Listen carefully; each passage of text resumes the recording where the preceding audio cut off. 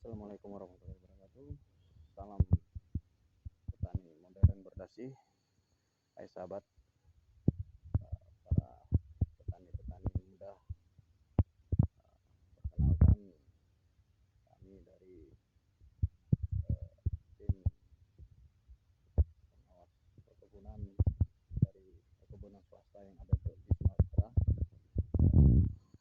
ingin menyampaikan sekilas tentang penyadapan tanaman karet yang ada di perusahaan swasta yang berdomisili di Sumatera. Perlu diketahui teman-teman, sahabat-sahabat sekalian, petani modern berdasi, penyadapan tanaman karet itu yang perlu dilihat adalah masalah pemakaian kulit, di mana produksi karet ini cuma berdasarkan dari keterampilan penyadapan, penghematan pemakaian kulit, dan frekuensi dari pemakaian kulit itu sendiri, beserta kualitas yang dilakukan penyadap ataupun istilahnya penyadap ataupun penderes ataupun penakil. Perlu diketahui bahwa nilai ekonomis dari tanaman karet yang sudah matang sadap ataupun sudah siap disadap itu lebih kurang 25 tahun dari sadap awal ataupun dari TM1. Jadi perlu teman-teman ketahui bahwa di panel A dengan ketinggian 130 cm dari tanah itu membutuhkan waktu lebih kurang 6 tahun. Di panel B juga membutuhkan waktu 6 tahun. Di panel atas juga ntar membutuhkan waktu lebih kurang 4 tahun seperempat, dan 4 tahun lagi seperempat, dan seperempat lagi 4 tahun, karena lilit batang di bagian atas dibuat seperempat lingkaran. Jadi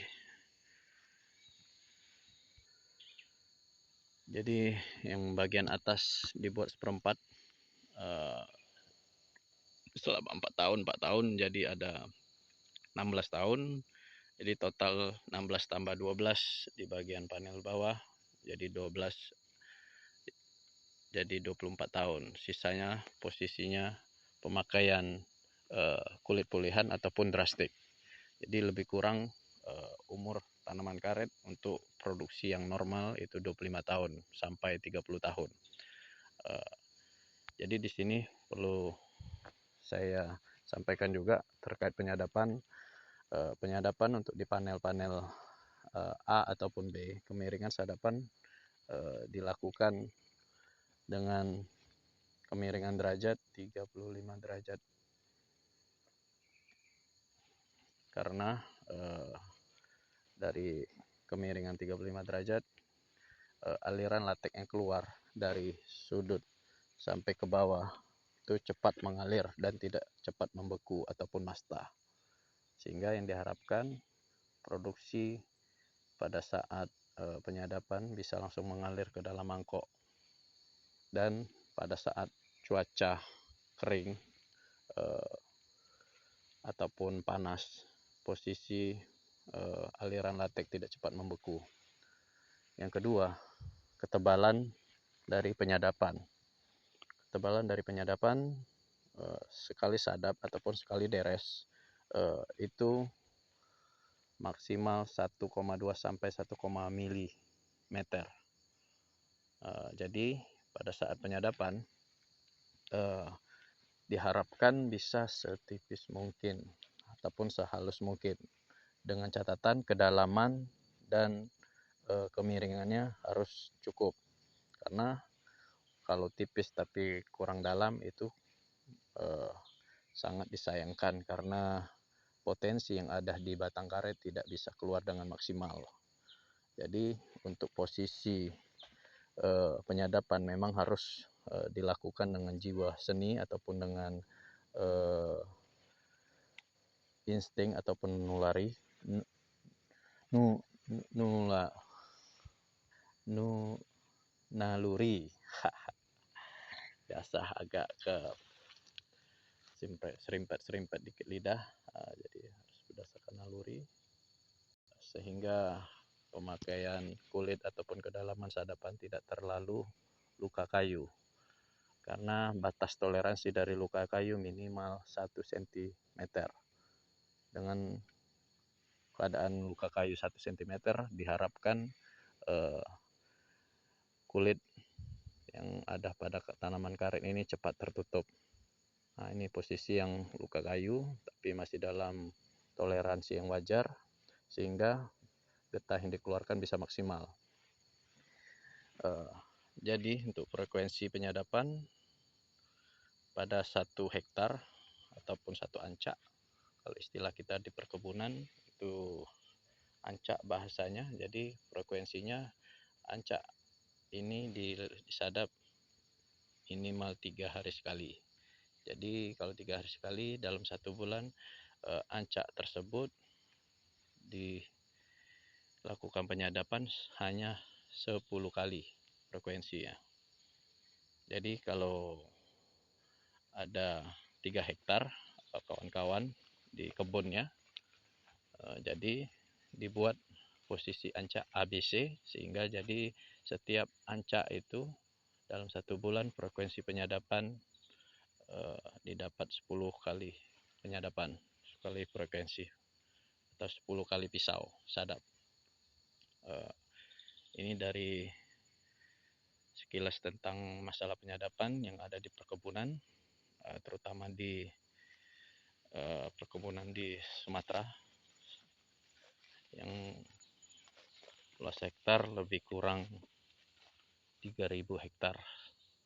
Ini memang kondisi lahan sudah lama tidak terawat, hanya ditebas jalur. Produksi yang didapatkan dari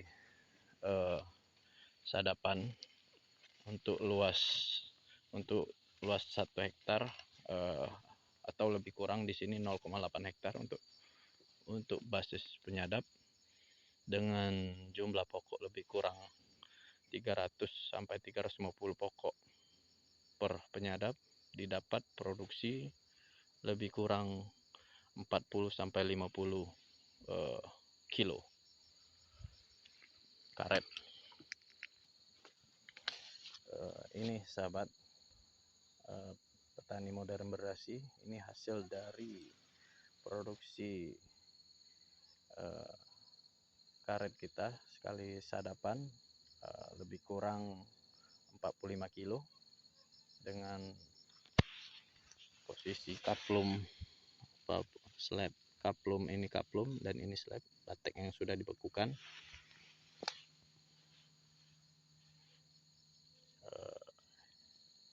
Ini lebih kurang untuk jumlah sadapan, jumlah pokok sekitar 300 sampai 350 pokok.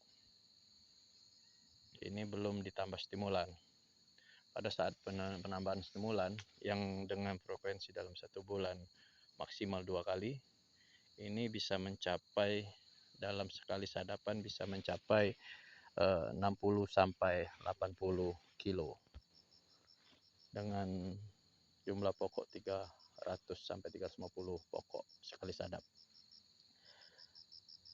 Dan perlu kawan-kawan ketahui untuk pemberian stimulan yang dengan merek dagang yang berbagai macam, ada Flotek, Neotek maupun Etrel. Untuk frekuensi pemakaian itu diharapkan maksimal 2 kali dalam 1 bulan, karena untuk menjaga dari kondisi kulit karet, karena terlalu sering pemakaian stimulan berdampak jelek kepada getah produksi yang dihasilkan ataupun getah karet yang dihasilkan, karena bisa berdampak terhadap kering alur sadap dan bisa mati kulit. Itu yang perlu diketahui, karena fungsi dari stimulan, etrel, neotek maupun flotek itu hanya sekedar untuk membuka pembuluh latek, bukan untuk menambah latek. Jadi semakin sering dilakukan itu berdampak jelek juga terhadap eh, tanaman karet, karena posisi pembuluh darah terbuka terus, sedangkan produksi latek ataupun getah ini eh, itu dengan hasil penelitian 2 kali 24 jam baru terbentuk latek. Jadi kalau memang lebih frekuensinya pemakaian lebih dari 2 kali dalam sebulan, bisa berdampak dengan tinggal cairan yang keluar pada pembuluh latek, bukan lagi getahnya yang keluar, jadi cuma cairan.